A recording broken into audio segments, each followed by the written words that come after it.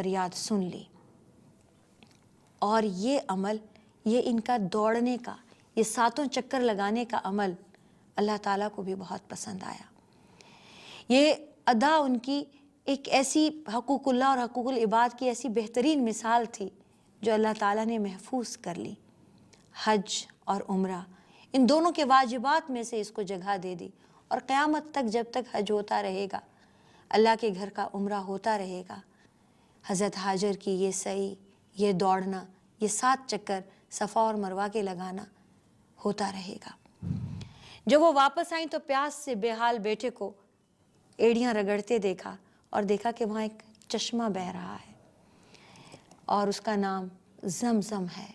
اس کا نام زمزم رکھا گیا۔ کچھ روایات میں ہے کہ انہوں نے اس کو زمزم کہا، یعنی رک جاؤ، ٹھہر جاؤ، تھم جاؤ۔ اس کے لیے 3 روایات ہیں۔ ایک تو یہ ہے کہ حضرت اسماعیل جہاں ایڑیاں رگڑ رہے تھے وہاں چشمہ جاری ہو گیا۔ ایک اور روایت ہے کہ فرشتے نے، حضرت جبریل نے ٹھوکر ماری، اور 7ویں چکر کے بعد جہاں حضرت اسماعیل لیٹے تھے وہیں چشمہ جاری ہو گیا۔ اور تیسری یہ ہے کہ جب وہ صفا اور مروہ کے درمیان دوڑتے دوڑتے تھک گئیں تو انہوں نے سنا کہ کوئی فرشتہ کہہ رہا ہے کہ ہاجر بس اب اللہ نے تمہاری فریاد سن لی ہے۔ بہرحال تینوں میں جو بات بھی ٹھیک ہو، یہ تو طے ہے کہ باری تعالیٰ نے ان کے لیے ویران اور بنجر علاقے میں پانی کا چشمہ جاری کر دیا، اور پیاس سے بے حال ماں اور بیٹے کو اسے پا کر بھوک پیاس کی ہر کیفیت کو وہ بھول گئے، اور سیر ہو کر پانی پیا اور اللہ کا شکر ادا کیا، اور دعا کی کہ اے اس ریگستان میں پانی جاری کرنے والے مالک، اب اس تنہائی میں اسماعیل کے لیے کوئی رفیق بھی بھیج دے، کوئی ساتھی، کوئی دوست بھی بھیج دے۔ اس وقت حضرت ہاجر کی یہ دعا اللہ تعالیٰ نے قبول فرما لی، اور ایک بھٹکا ہوا قافلہ یہاں پہنچ گیا۔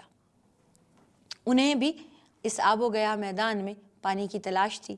وہ آ کر حضرت ہاجر سے کہنے لگے کہ معزز خاتون، ہم بنو جرہم کے لوگ ہیں، راستہ بھٹک کر آ گئے ہیں، پانی کے پیاس کی وجہ سے زندگی سے مایوس ہیں، اگر آپ ہمیں اجازت دیں تو ہم پانی کو استعمال کر لیں۔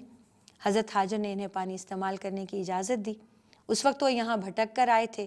کچھ دنوں کے قیام کے دوران ہی انہوں نے محسوس کر لیا کہ یہ جگہ، یہ علاقہ، آس پاس بہت بڑی بڑی سلطنتیں واقع ہیں اور تجارت کے لیے نہایت ہی موزوں ہے۔ حضرت ابراہیم کی زبان عبرانی تھی، حضرت ہاجر کی زبان قبطی تھی، مگر اس قبیلے بنو جرہم کی زبان خالص عربی تھی۔ حضرت اسماعیل نے یہی زبان سیکھی۔ انہی قافلے والوں سے انہوں نے فن حرب اور تعلیم و تربیت سیکھی۔ انہی قافلے والوں سے انہوں نے تیر بنانے کا فن بھی سیکھا۔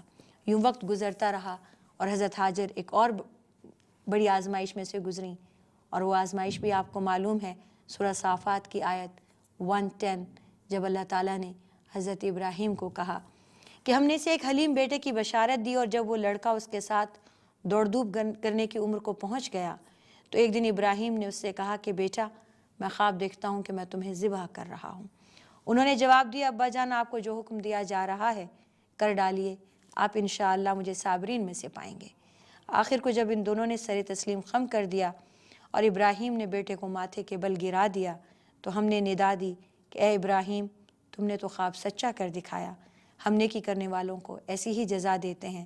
یقیناً یہ ایک کھلی ہوئی آزمائش تھی، اور ہم نے ایک بڑی قربانی فدیہ میں دے کر اس بچے کو بچا لیا، اور اس کی تعریف و توصیف ہمیشہ کے لیے بعد کی نسلوں میں چھوڑ دی۔ سلام ہے ابراہیم پر، ہم نیکی کرنے والوں کو ایسی جزا دیتے ہیں۔ یہ واقعہ حضرت ابراہیم، حضرت اسماعیل اور حضرت ہاجر کے لیے بہت بڑی آزمائش تھی۔ اللہ کی طرف سے ان نیک بندوں کا بہت عجیب و غریب امتحان تھا۔ اس امتحان میں کامیابی کے بعد اللہ نے انہیں بہت اعلیٰ منصب عطا فرمائے۔ ان 2 باپ بیٹے نے کعبۃ اللہ کی بنیاد رکھی۔ اللہ تعالیٰ نے انہیں حج اور طواف کے قاعدے سکھائے، اور حضرت ہاجر کے عمل کو قیامت تک کے لیے اور حضرت ابراہیم کی قربانی کو قیامت تک کے لیے حج میں لازمی قرار دے دیا۔ ناظرین کرام، حضرت ہاجر کی عزت میں جو اضافہ اللہ تعالیٰ نے کر دیا، اس کی برابری دنیا کی کوئی عورت بھی نہیں کر سکتی۔ ان کا حوصلہ ہی دنیا میں بہت بڑا معجزہ اور بہت بڑا اعزاز تھا۔ اس کے بعد اللہ تعالیٰ نے ان پر عنایات کی انتہا کر دی، اور قیامت تک جتنے بھی اہل ایمان حج کے دوران سعی کریں گے وہ سب انہی کی تقلید ہوگی۔ شاید بارگاہ اذنی میں عمل کی قبولیت کی اس سے بڑی مثال، اس سے حسین مثال اور کوئی بھی نہیں ہے۔ جب کوئی شخص مر جاتا ہے تو اس کا عمل ختم ہو جاتا ہے، لیکن یہ حضرت ہاجر علیہ السلام ہیں کہ ان کا ذکر اور عمل ہمیشہ کے لیے زندہ رہ گیا۔ ان کے بیٹے کے لیے بھی یہ اعزاز بہت بڑا ہے کہ اللہ نے ان کی نسل میں سے اپنے محبوب ترین بندے، سب سے اعلیٰ بندے حضرت محمد صلی اللہ علیہ وآلہ وسلم بھیجے۔ وآخر دعوانا ان الحمد للہ رب العالمین۔ السلام علیکم۔